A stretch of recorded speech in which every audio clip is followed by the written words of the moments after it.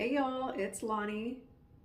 I have not been nearly as active on here as I would like to be, but from now until the end of this year, I will be on the topic of spiritual awakening.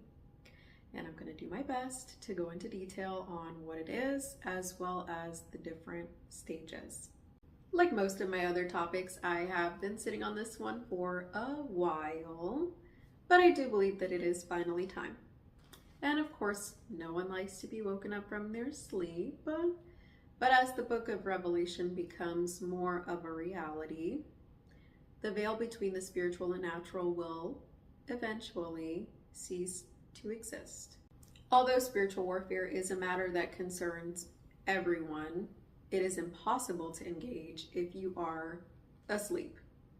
A pastor gave a word that I will never forget, that just because you don't believe that spiritual warfare exists does not mean that you are not getting your butt kicked. To be spiritually asleep is, in some ways, like being asleep in the natural, but also very different. When someone is asleep spiritually, it's as if they are blindfolded, wearing soundproof headphones, and covered from head to toe in bubble wrap, numb and unable to see, hear, or feel what is going on at a spiritual level. So it's like they're sleeping. But even waking up from the deepest of sleep in the natural is nothing to even begin to be compared with awakening one's spirit. There are many ways to describe what a spiritual awakening is, because like most spiritual matters, the gray area is up for interpretation.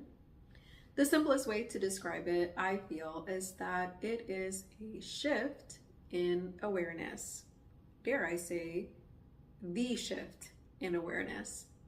A process that entails many interchanging parts, the end goal being enlightenment, or at the very least, alignment. Enlightened on what exactly? And aligned with what exactly? If these are your questions and or you have a lot of questions on life as you know it, that's good. It might be a sign that you're on your way, maybe on your own path to awakening. I won't get ahead of myself here though, but next week I will begin to explain from my perspective and experiences the very fluid stages of my own ongoing spiritual awakening. In closing, I'd like to leave you with the reality that while anyone can, not everyone does. Sometimes prompted by coming of age, other times later in life due to a serious life event, but all times as God wills it. You don't get to choose when to start.